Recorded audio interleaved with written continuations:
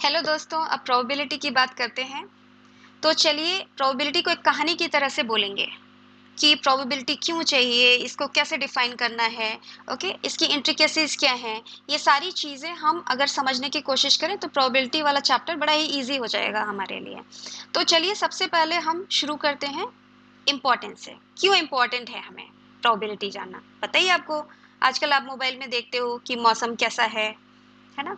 कैसे पता करते हो आप कि क्या प्रोबेबिलिटी है कि बारिश होगी कि नहीं होगी। तो अगर मैं बोलती हूँ आज हो भी सकती है बारिश, नहीं भी हो सकती बारिश, तो ये तो भाई सबको पता है। लेकिन अगर मैंने नंबर डाल दिया, मैंने बोला कि भाई 90% चांस है कि आज बारिश होगी, मैंने मैंने मतलब कि मीटेरोलॉजिस्ट ने अगर बोल दिया कि 90% चांस है कि बारिश होगी, तब आपको लगेगा हाँ होने के बहुत ज़्यादा चांसेस हैं। आपने एक नंबर डाल दिया उसमें, है ना। इसी तरह से आप हर जगह नंबर डाल सकते हो, जैसे कि एपिडेमियोलॉजिस्ट, जैसे कोई भी बीमारी फैलने की क्या प्रोबेबिलिटी है। आजकल आप देख ही रहे कोरोना वायरस का, है ना, कि लोग देखते हैं ना, प्रिडिक्ट करते हैं कि नहीं हो सकता है कि सितंबर तक फैले और हो सकता है दिसंबर तक फैले, क्योंकि ये फैक्टर्स बीच में आ गए हैं, है ना। तो ये सब चीज़ें कैलकुलेट करने में भी प्रोबेबिलिटी आपकी जाती है, यूज़ होती है। कार इंश्योरेंस, आप प्रीमियम देते हो, आप कार इंश्योरेंस लेते हो, तो कैसे डिसाइड करते हो कि आप सबका प्रीमियम अलग अलग होता है नॉर्मली। तो आप कैसे, कार कंपनी वाला डिसाइड करता है कि आपको क्या प्रीमियम देना है, कि आपका रिस्क कितना है, कि आप सेफ ड्राइवर हो कि नहीं हो, है ना। और उससे वो कैसे पता करते हैं कि भाई आपका डेटा लेके, कि पहले तो आपकी हिस्ट्री भी देखते हैं, या फिर आप यंग हो या ओल्ड हो, है ना। सेम चीज़ हेल्थ इंश्योरेंस में है कि ओल्ड लोगों का प्रीमियम जो है ज़्यादा होता है, यंग लोगों का प्रीमियम कम होता है, क्योंकि वो कैलकुलेट कर रहे हैं ना कि कितना रिस्क है आपका, कि कोई भी हेल्थ कॉम्प्लिकेशन आपको होगी तो आपका इंश्योरेंस क्या होगा, ज़्यादा होगा। या फिर आप सोचो आजकल ये बड़ा मशीन लर्निंग और आर्टिफिशियल इंटेलिजेंस सबको पता होता है, इन चीज़ों में भी आपको प्रोबेबिलिटी तो चाहिए ही चाहिए। तो आप ये देखो कि हर चीज़ में डिसीजन मेकिंग जो है एक इम्पॉर्टेंट रोल है। हर बार हमें डिसीजन डिसाइड करना है कि ये बारिश होगी नहीं होगी। तो ये अनसर्टेनिटी है ना, जिसको हमें डिसाइड करना होता है कि either ways I have to decide. तो इसमें हमें प्रोबेबिलिटी हेल्प करती है। ओके, तो प्रोबेबिलिटी क्या करती है, इट क्वांटिफाइज अनसर्टेनिटी। मतलब अनसर्टेनिटी है कि नहीं है पे नंबर डाल देती है, बारिश होगी कि नहीं होगी। अगर होगी पे मैंने 90% डाल दिया, तो मैंने क्या किया, एक नंबर डाल दिया, जिससे उसका वेट बढ़ गया, तो इसका मतलब चांसेस ज़्यादा हैं बारिश होने की, है ना। तो यही काम मेरा प्रोबेबिलिटी करता है, क्वांटिफाइज अनसर्टेनिटी। अब क्वेश्चन आता है कैसे, कैसे क्वांटिफाई करते हैं। तो आप कैसे करते हैं, इसका मतलब हम क्या पूछ रहे हैं कि प्रोबेबिलिटी आप कैसे निकालोगे किसी भी चीज़ के होने की या नहीं होने की। तो इसके लिए आपके पास 3 अप्रोचेस होते हैं, है? आप पढ़ोगे कि 3 अप्रोचेस आते हैं। पहला वाला बहुत ही नाइव सा, बहुत ही सिंपल सा क्लासिकल अप्रोच। दूसरा भी ऐसा कोई ज़्यादा कॉम्प्लिकेटेड नहीं होता, स्टैटिस्टिकल अप्रोच। लेकिन होता क्या है कि ये दोनों जो अप्रोच हैं वो हर जगह नहीं काम करते। अगर मेरा प्रॉब्लम थोड़ा सा भी कॉम्प्लिकेटेड हो जाता है तो ये लोग जो हैं हाथ खड़े कर देते हैं कि हमसे नहीं होगा। एक एक्सियोमेटिक अप्रोच है जो हमें सब चीज़ का सॉल्यूशन दे देता है, और ये दोनों अप्रोचेस भी इसी का सबसेट हो जाते हैं। तो चलिए एक बार नज़र डालते हैं कि ये दोनों अप्रोचेस ब्रॉडली हैं क्या। तो यहाँ पर देखिए, चलिए मान लीजिए आपका फ्रेंड का बर्थडे है और आपको केक लेना है, और आपने देखा कि आपके शॉप में 3 बेकरी शॉप्स हैं, ठीक है। अब हमने बोला कि आप किसी भी शॉप में, आपको कोई आइडिया नहीं है कि आपको किस शॉप में जाना है, आप किसी भी शॉप में जा सकते हो। तो मैंने क्या पूछा आपसे कि क्या प्रोबेबिलिटी है कि आप इस शॉप में जाओगे, है ना।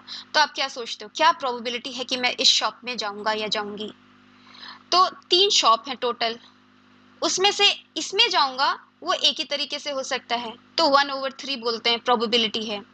क्या लिखा मैंने एक्चुअली यहाँ पे, मैंने क्या कि number of favourable ways upon total number of ways, है ना, कि टोटल नंबर हम 3 में जा सकते थे, उसमें से ये तो एक ही है, तो 1/3 हो गया उसकी प्रोबेबिलिटी कि आप इस शॉप में जाओगे। यहाँ पर हमने एज्यूम किया कि आप किसी भी शॉप में इक्वली लाइकली जा सकते हो, मतलब ऐसा कोई वेटेज नहीं दे रहे हैं कि इसमें जाना इसमें नहीं जाना, ऐसा कुछ। तो 1/3 हो गया प्रोबेबिलिटी, बहुत ही सिंपल सी बात है। तो क्लासिकल अप्रोच में बस इतना ही है कि टोटल नंबर ऑफ आउटकम्स या total number of veg, okay, denominator में, और ऊपर क्या, नंबर ऑफ फेवरेबल आउटकम्स या नंबर ऑफ फेवरेबल बेस। ये आ गई आपकी प्रोबेबिलिटी। अब स्टैटिस्टिकल अप्रोच भी ब्रॉडली देख लेते हैं कि क्या बोलता है। स्टैटिस्टिकल अप्रोच बोलता है कि अगेन, अब मैंने 2 बेकरी शॉप कर दी, 1 एंड 2, ओके। अब मैं पूछती हूँ आपसे, क्या प्रोबेबिलिटी है कि आप इस बेकरी शॉप में गए। तो चलिए, स्टैटिस्टिकल अप्रोच है, आपने कुछ डेटा कलेक्ट किया, ओके। मान लीजिए आपने 50 लोगों का फीडबैक लिया। आजकल तो फीडबैक तो सभी को पता है भी, जोमेटो स्विगी सब कुछ है ना। मान लीजिए आपने 50 लोगों का फीडबैक लिया, तो 50 लोगों में से 35 लोगों ने बोला कि ये शॉप अच्छी है, इसका केक अच्छा है, और उसमें से बाकी 15 लोगों ने इसको अच्छा बोला, ठीक है।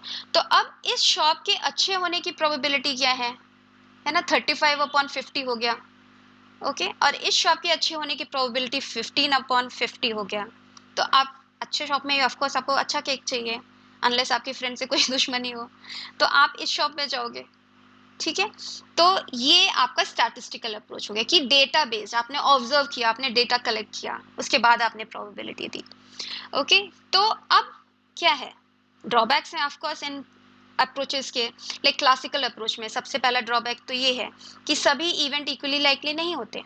अब 3 बेकरी शॉप्स थी आपके पास, ओके। अगर एक बहुत दूर है और 2 थोड़े पास पास हैं, तो ऑफ कोर्स आप इसमें जाने में थोड़ा हेजिटेट करोगे क्योंकि ये दोनों पास में हैं, ठीक है। तो उससे क्या हुआ, ये इक्वली लाइकली नहीं रह गए, है ना। या फिर कुछ और भी पैरामीटर हो सकता है कि ये हाइजीनिक है, ये दोनों इतने हाइजीनिक नहीं हैं, तो उसका भी एक नंबर एसोसिएटेड होगा। तो बेसिकली क्या है, सारे इवेंट्स क्या होते हैं, इक्वली लाइकली नहीं होते।